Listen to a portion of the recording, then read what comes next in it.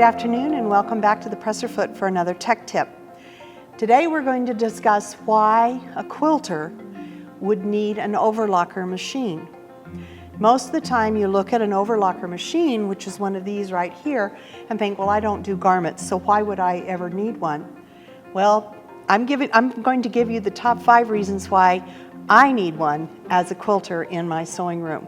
Number 1, first on the list, is I serge edges of my fabric before I pre-wash. I don't always pre-wash, I will admit, but there are some fabrics that I have been stung by before, and I know that if it's a red or a purple, particularly a batik, I may want to do a pre-wash if I'm going to be putting in a quilt if it's got a lot of light background fabrics.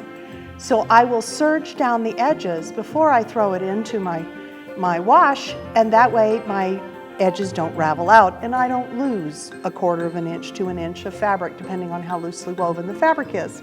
Number 2 is if I'm wanting to do a jelly roll racer quilt or something like that where I don't really need a lot of precision but I need speed because I'm in a hurry, it's a fast gift, I will use the serger or the overlocker to do my strips because an overlocker actually sews 1.5 times faster than your sewing machine does.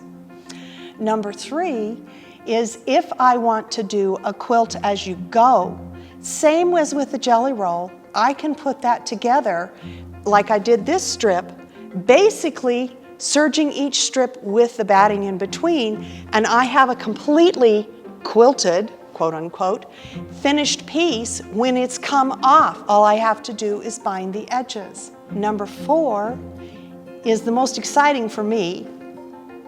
During part of the year when we need warmer bedding, I want a comforter, and my quilts get put away because I can't use them, but I still like having pieced quilts on my bed. If I use my overlocker to piece, quote unquote, the top for my quilt that will go on my bed, I can then just put a large back on it with no quilting and slip my comforter inside. I have now made a custom duvet cover that looks just like my quilt. This technique works particularly well with modern styles, which tend to have very big pieces or long strips. Those of you who have been quilting for a long time may remember Mary Ellen Hopkins' It's Okay If You Sit on My Quilt quilts, which taught us how to turn any pieced pattern into a strip pieced quilt. And these strip piece quilts lend themselves very well to an overlocker. And last but by no means least is I use my serger or my overlocker to bind down edges when I am doing my before I put my bindings on. If I have a quilt that has a very puffy batting in it and I want to compact it and keep it under control, I will go ahead and overlock down the edge.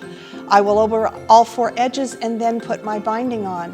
But most recently I have started putting my binding on using the overlocker as well. And you put it on the same way you do a traditional binding, including the folded corners, and then you can flip it over and then you've got your binding ready to go. One additional advantage is if you use something like a fusible thread in your lower looper or the outside thread of your overlocker, then you can fuse this binding in place so it holds it while you hand stitch or machine stitch down, and you don't have to have all those tons of clips and things to hold it in place while you work. So those are the top 5 reasons why we love our overlockers as quilters. And so I look forward to seeing you again soon for another tech tip from the Presser Foot.